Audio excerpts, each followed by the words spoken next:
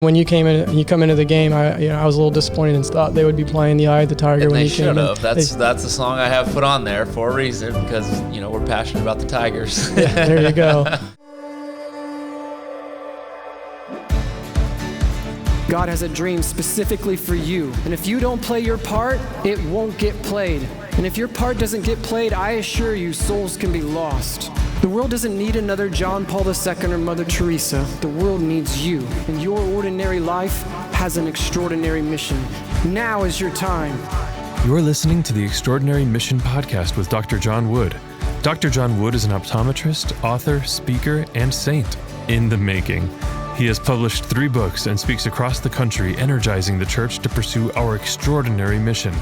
And now, your host, Dr. John Wood. Welcome to the Extraordinary Mission Podcast. I'm John Wood, your host, and this is the podcast where we talk about our extraordinary mission of becoming the saints God created us to be in the middle of our ordinary life. Our guest today has been on the show previously, doesn't have so much of an ordinary life, but it's accomplished some extraordinary things, and I'm excited to talk about all the new things happening in your life here. Craig, you got new baby since last time we talked. We got new contract here recently, and new opportunity with the same team, but some good things. We'll talk about what you expect for this upcoming season with San Diego Padres. Yeah, you're right. A lot has changed, even since last year, since we left for spring training. So signing a new contract with San Diego feels good. To be in the same spot. It'll be 5 years in the same spot, barring any trades or anything like that, maybe 6.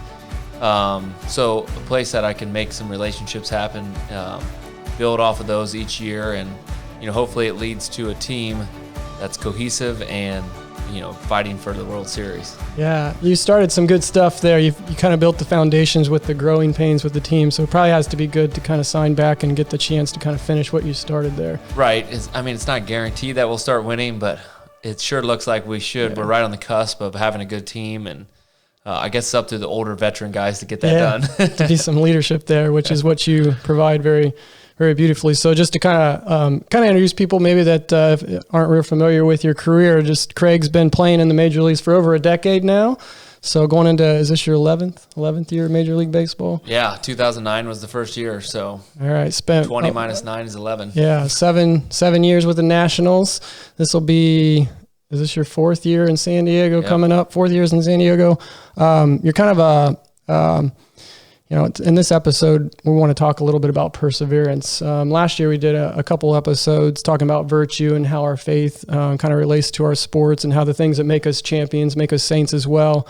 We talked about self-discipline and kind of the ups and downs of a season, but I thought maybe in this next couple of episodes, we talk about the virtues of perseverance, passion, obedience, teamwork, the other things that can kind of help us make champions. And you're kind of known for the perseverance thing in your career. I think, was it since 2017, you've pitched, I think you're second in the major leagues in innings pitched of relievers of anybody in the major leagues. So you know a little bit about perseverance.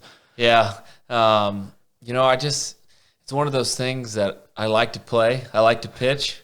So whenever the manager asks if I'm available, I'm available because it's fun to go out there and play. And I think that's part of how I grew up. It's part of who I am. I've had my agent, I've had other people that have given me good advice, and they've said, why do you pitch all the time? Take it easy on your arm, save yourself a little bit. And I said, that's not how I do things. That's not how I was brought up to do things. And I'm going to do it my way, and I'm going to hope that way is the right way, and that way being, helping the team as best I can, so that when things are all said and done, I have no regrets. Awesome. And life is a lot like baseball. Catholicism is a lot like baseball. They're both journeys. There's I say a marathon, not a sprint, as a runner. And baseball is the same way. You could look at your career, over a decade now, plus everything before you came to the major leagues. And then you look at a season, 162 games long. That's a marathon. You're going to have some perseverance. And one of the things that you're known for is you always want the ball. You want to get in the game. You've pitched a lot of innings the last few years. Do you see your role similar to that, or it may be a little bit different this year, where obviously they use you in some pretty tight situations when the game's on the line? What are your expectations this year? I'm assuming you still want the ball, right? Yeah. Yeah, nothing's changed, except I'm a little older. But They've signed a few different guys to help out the bullpen a little bit, so maybe I won't be the only one being thrown in those crazy situations. But sometimes being put in those crazy situations, it makes you think like, all right, this is impossible to kind of get out of. But we've got such a strong faith, that there's a little hint, of God's power within this baseball game that could possibly turn this sticky situation into something where we can glorify Him. And that's happened to me more than once, whether I've given Him the credit every time or not. Looking back, I know that some of those impossible situations that were possible just because of faith and, believing in the talents that God's given me. Awesome. And there's times in your career, I'm sure, where perseverance played a big part. I know you suffered a pretty intense injury a few years back where you had to think, are you going to make it back to the major leagues? You spent a year in the minors, never really got into the majors that year, had the surgery, and then, just different parts of the season as well. There's probably times where you feel like, things get pretty low. So, I want to bring up one part of last season. I was on vacation and at the time, and I usually check the box score every morning, and you probably know what game I'm talking about. But I looked it up the day, and there's 253,000 views on YouTube about your 4 consecutive home runs. So he gave up, 4 home runs and 7 pitches, and that's pretty tough for anybody to go through. If that's a rookie, that might be the end of your career right there. But you got a tough, you're tough-minded. You can come back from things like that. But talk a little bit about that experience and what that was like.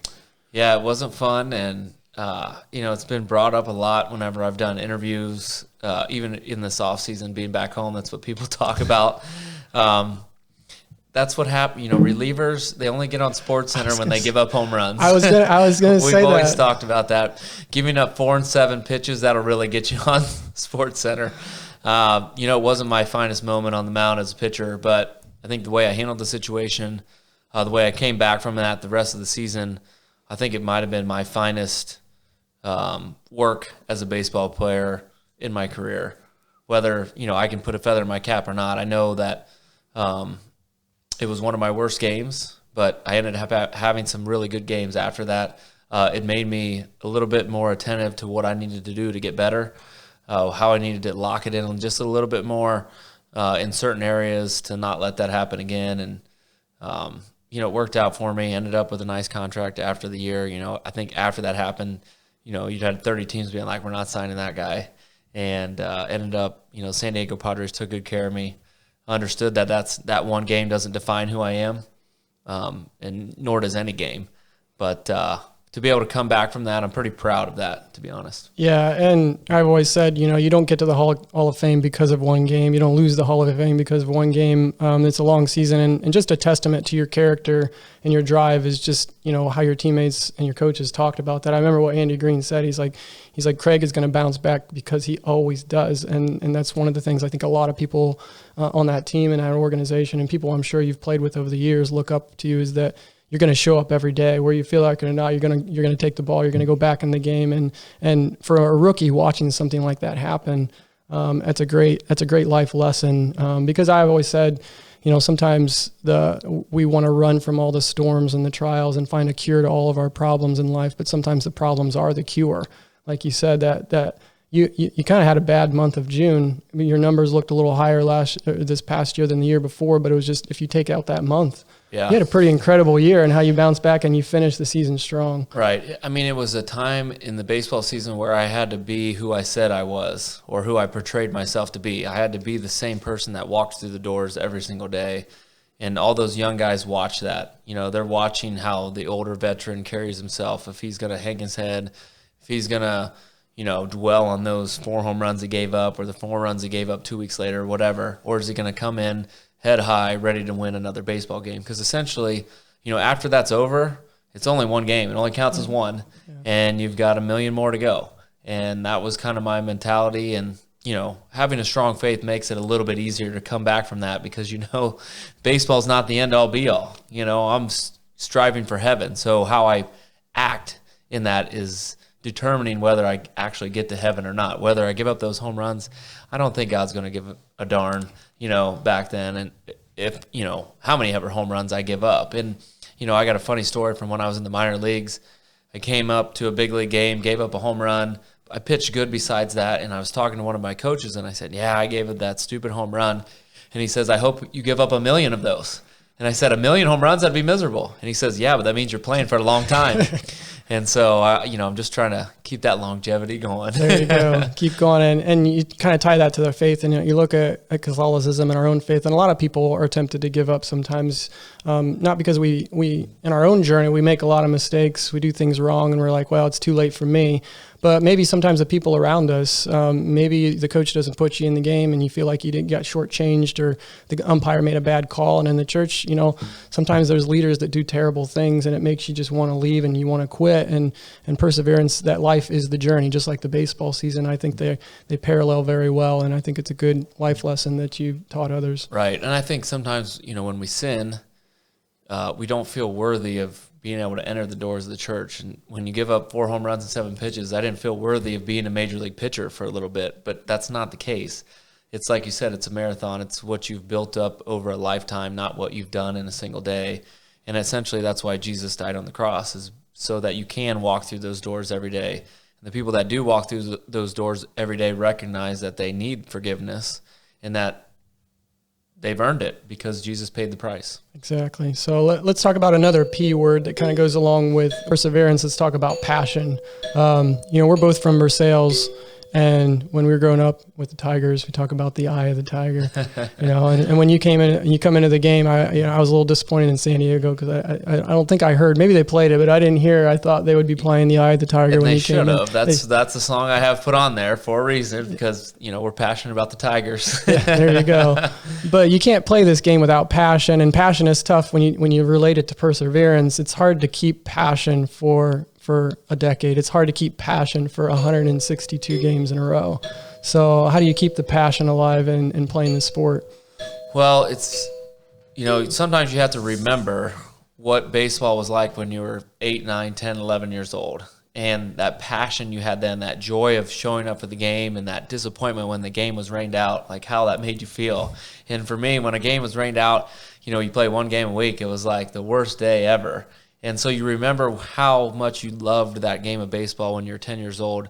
And then you remember that when you're 35 and you feel how privileged you are to still be playing the game of baseball. And then on top of that, to be paid for it is almost ridiculous. So that passion for me is driven by, the passion I had when I was younger. So it's a lot easier when I was a younger kid, to get fired up for the games. Why can't I do that when I'm 35 and I've got all my buddies and all my friends that are like, man, I'd give anything to play one more game. Yeah. I get to play that one more game. So to be passionate about it is simple if you take your time to think about it. Yeah, and having that eye of the tiger, and I'm sure that every time you go in the game, you got to get yourself fired up. You can't win without passion. You can't win without zeal. And it's the same thing with life. Like sometimes people think that Catholicism's boring or it's just going through motions and things like that. But one of the things the church needs right now too, I think, is passion in our lives to go all in, to just try your best every time you go and you get that opportunity. You look at life as an opportunity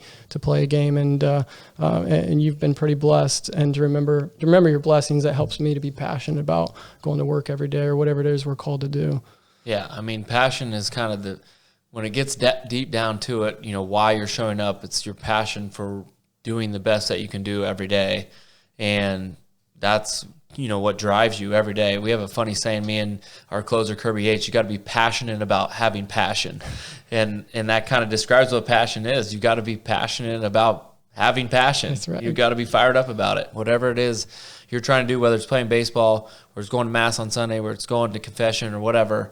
You've got to be passionate about it because you're doing it for a reason. You're not just doing it to check the box to show up. There's got to be a reason behind it, a why. And when you know your why, it makes it a whole lot easier to be there. Absolutely. So let's go to another topic, another virtue, I guess, that it takes to be a great baseball player, and that would be obedience. I'm sure you've had a lot of great mentors. You've had a lot of great coaches. You've had a lot of people kind of guide you along the way. And same thing in our faith. We need people to mentor us. We need people to kind of to show us a certain direction, and we got to be obedient. We got to be obedient to our coaches. So talk a little bit about some of the coaches maybe that have influenced you the most, and just kind of listening to that direction of others that's kind of helped you through your career. Yeah, I've been blessed with many, many good coaches, from Little League all the way up to professional baseball. And it's hard for me to single certain ones out because they've all been really good and I've had great relationships with them. But my high school coach, Tim Blakely, my college coach, Tony Vittorio, those two guys kind of got it started for me, taught me what playing baseball is supposed to be like, what acting like a professional is supposed to look like. And that was just in high school and college. It had nothing to do with professional baseball, but they showed us, what you're supposed to act like when you're on the field. You're supposed to act like a man, and that's not just rough and gruff, but it's doing the things that you're supposed to do at the right time, even when you don't want to do it. And that's what obedience is. And I think this is a perfect topic for this time in baseball because we're, going through the sign stealing scandals with the Astros, and obedience ties right into that. Are you, going to sacrifice? My Rays would have won the World Series. Yeah, you can argue that. I don't know if that's completely true, but every pitcher is looking up their stats against the Astros and Red Sox right now, and so you look at obedience, and I always it makes me think back to what I know as Tony Dungy's favorite Bible passage is, why would I how would I benefit from gaining the whole world if I had to forfeit my soul? And that's essentially what obedience is. For me, playing baseball is, I could sacrifice a ton to try to win the game. I can do a lot of different things to cheat the game, cheat the other players on the team, to have more success, to have a higher salary, to win more games, etc. But is that worth forfeiting my own soul? And to me, the answer is an easy no. But in the thick of it, that temptation is real. Should I scuff the ball to make it move a little bit more so I can get a strikeout here? Or should I just take it and try to throw it and make my best pitch? And I think that just comes down to trusting in God's provision for you, in the gifts that he has given you, and it makes you able to obey him a whole lot better when you realize he's made you specifically a certain way for a certain reason. Yeah, and I think Catholicism in a sense and Christianity in general, a lot of it is conforming our will to God's will, which is hard for us to do. That humility of doing it his way instead of our way, or like what Jesus says in the agony of the garden, not my will be done, thy will be done. And that's tough for people to wrestle with. That's tough for young kids to wrestle with. I want to do what I want to do. And it's kind of the cry of the culture sometimes. And I think sports can help us in that sense. Do you see your Catholic faith in a sense as kind of a coach to kind of help you in your life lessons, the same way that sometimes the church might teach things that we don't feel like doing, and maybe it's not the easiest direction, but a coach that we can trust, that we've seen over 2,000 years, like this makes sense. And so do you see your faith as a kind of a coach in life? Oh yeah, definitely. The ultimate coach, I guess you could say, a rule book that trumps the other rule books, essentially. When you think about it, your faith is your character. It is your reputation. And if that changes, your character and your reputation have also changed too. So that code, I guess that honor code of how you want yourself to be perceived is how you perceive Jesus as the ruler of your life or not. If you truly believe he is the savior of the world, then you're going to act like he is the savior of the world and kind of agree with what he had to say.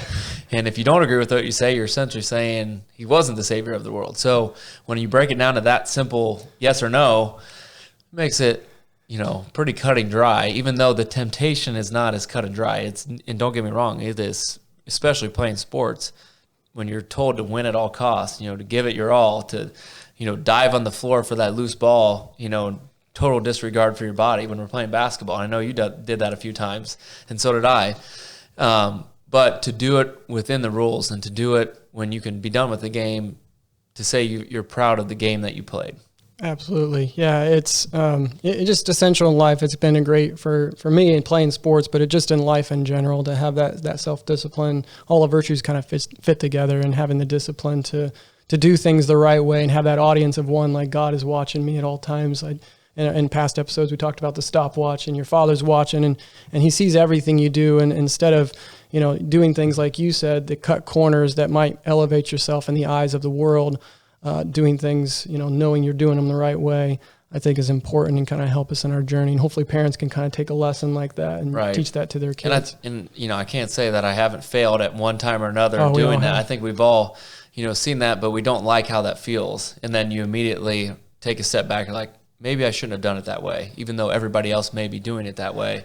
Yeah. It's time to do it the right way. You know what? I can live with, doing it the right way and maybe losing here and there. But in the end, I'm relying on the power of God anyway to help me be successful. So you may have more power that way than anything you could do within the game to, not be obedient. Yeah, you hear the word cafeteria Catholic sometimes. We're like, I like that. I'll do that. I like this. You probably wouldn't last long if you were a cafeteria baseball player, especially with like guys like Coach Hedrick and in high school. Some of the coaches we had, you don't show up to practice and say, Coach, I'll come on Monday, Wednesday, Friday, and I'll do these drills, but I'm not doing those. It's pretty funny when you think about that in sports, and we understand that. But when we talk about our Catholic faith, we don't blink an eye and say, I'll pick this or I'll pick that. So hopefully people can kind of relate the two, that it's very similar, that your coaches are trying to make you a champion and the church is trying to make us saints. Right. And I think the new age way and I've heard this from other coaches, is younger generation is always asking, why are we doing this drill?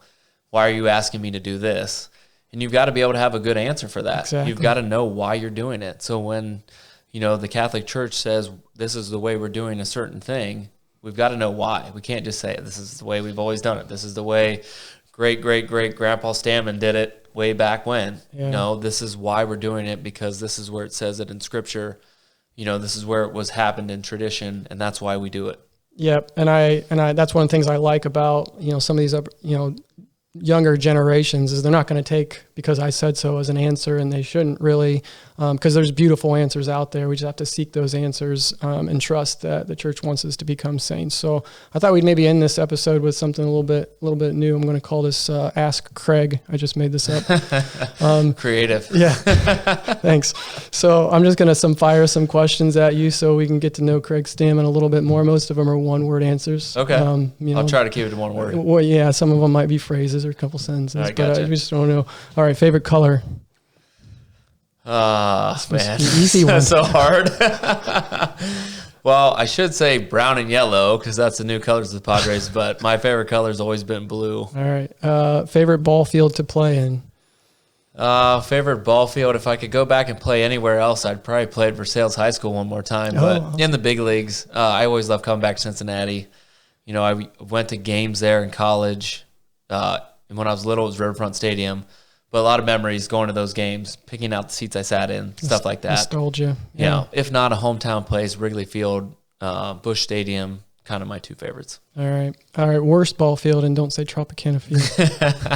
I've only played there once, so it's hard to make it the worst with one time, but it's up there on the top 5 worst. That's why they're always trying to build a new stadium. Yeah. Least looking forward stadium to go to. As a pitcher, it's always Colorado because you're scared of giving up home runs. Yeah, the air, yeah. I would say Oakland Coliseum. It's just the oldest, the most run down, the less appeal to it, I guess. All right. Do you remember the date of your Major League debut? Yeah, May 21st, 2009. Who was it against? Pittsburgh Pirates. How'd you do? I did okay. I started off really good. Had 4 perfect innings. Thought the big leagues was easy. Went 6 innings, 1 hit, 1 run. Get to the 7th inning, 3rd time through the lineup, and it wasn't easy. Found out what the big leagues is all about. And those guys saw me for a 3rd time, and they had 3 runs before I could. They're pretty good at watching and then learning and then figuring you out pretty quick. Exactly. So I went from winning the game 3-1 to losing the game 4-3, but we ended up coming back and winning the game. And at that time, the Washington Nationals were like 10-40. Okay. So we turned into 11-40, and it was actually a win. All right. Best moment of your career that you can think of right now, or thinking most proud of? Best moment is winning the division, clinching the division 2012, 2014, and getting to pop champagne. That's just you live for those moments. Those are fun. It's what you saw on TV. People pouring champagne everybody's head, getting in your eyes, being hurting. All that. So those are my 2 favorite moments. My first Major League win against New York Yankees comes to mind in Yankee Stadium, and then my Major League debut. So those 4 moments are pretty special. Favorite movie? Favorite movie is probably baseball movie we'll go with is The Sandlot. All right. Or For Love of the Game. 2 good baseball movies. You have a favorite author? Favorite author is probably John Gordon at the moment. He's got some short, quick, easy reads, and that's the kind of way I like it. Favorite author from Versailles, Ohio? I think he's a doctor, Dr. John Wood. Thanks, man. Appreciate that. Awesome. Are there any other authors from Versailles? Probably not, but you didn't have to say that. I'm sure there's somebody out there that's another author. So he's not as good as you, John. Thanks, I appreciate it. All right. Well, it's great to get to know you a little bit more in this episode. In the next episode, we're going to have you back one more time here before you go back for your next season, and we're going to talk. We're going to talk about teamwork. Your teammates talk about you a lot, and we'll talk a little bit about being a teammate and that role that you play, and repetition and the routines that you have that have made you a champion. So we'll talk about that in the next episode. So we're going to sign off for now. This is John Wood, reminding you that you were made to be saints, so just try your best and trust in God's grace to do all the rest. The Extraordinary Mission podcast was brought to you by the Deep Roots Club, a group of people investing their time, talent, and treasures into helping today's families build deep roots of faith that can weather any storm. Find out more at www.extraordinarymission.com/get-involved.